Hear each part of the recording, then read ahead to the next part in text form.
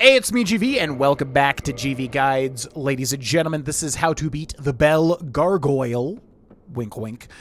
At the top of the Undead Parish in Dark Souls 1. So, as far as our build goes, we do have just a club, and we have the Grass Crest Shield, which you could find at the bottom of the Dark Route, basically past Andre the Weaponsmith. If you take the first right and go all the way to the bottom, you'll find the Grass Crest Shield, which will restore your stamina faster if you have it equipped.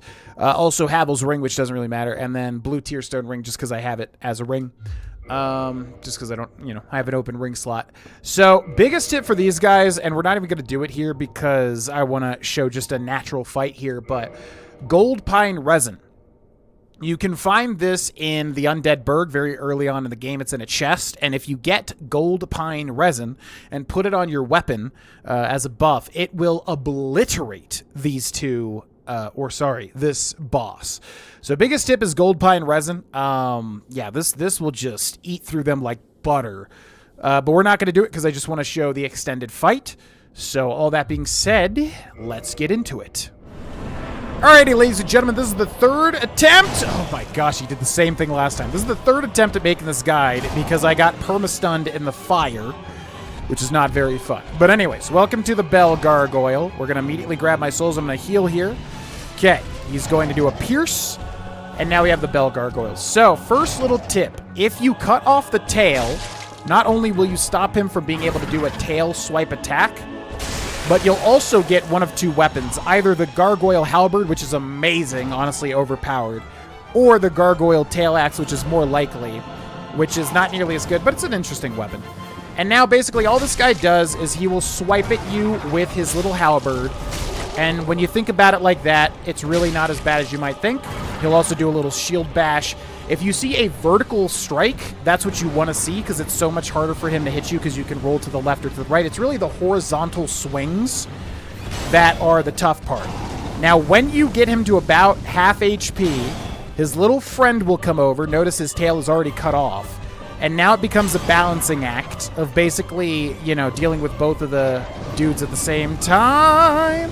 So it really becomes all about spatial awareness and keeping track of where they are.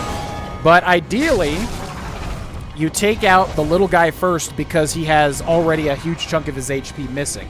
So we're just going to look for a good opportunity. Now, when he's breathing fire, that is a great opportunity because he's locked in that animation for a very long time. So when the little guy is breathing fire, it's a great time to go aggressive on him and whack away at his back. Okay, so they're both doing fire. I saw that before I started rolling, so I'm going to hit this guy twice. I'm not going to be greedy. I'm going to back away, look for my opportunity to strike, basically. Okay, we're going to roll that. Easy peasy. Let's see what he does. Vertical swing. We want this guy to attack so that we can get to his friend who's about to blow fire. So I'm going to get behind him like this and hit him twice. Down he goes. You see, it's all about just seeing when you can go in and not being greedy, right? And now it's just a one-on-one fight. Again, the vertical swing is so easy to avoid. The horizontal swing is much harder. Typically, you want to roll into the attacks as much as possible. And I'm trying to think if we saw everything pretty much here. Also, he'll fly and do, like, slams down, which is obviously, that obviously makes things tougher. But as you can see, he's really not that bad. It just comes down to rolling at the right time. And, yeah, again, vertical swing, very easy. What? Are you serious? Okay, so this particular guide has been a pain in my butt because this was like the fourth attempt because we got like stun locked into the fire before like twice. We're going to count that as being defeated because I was literally just waiting to deal the final blow to him there. So we're going to count that as the finished guide because I'm not about to go do all that again, even though I literally will do all that again to continue this playthrough. But anyways, yeah, first guy comes out and he'll swing a whole bunch. If it's a vertical swing, you can roll to the right or to the left or into him, so you have a lot of options. If it's a horizontal swing, you usually want to roll into him. And then basically anytime they get to blowing fire, that's when you kind of want to get to their sides and whack away at them.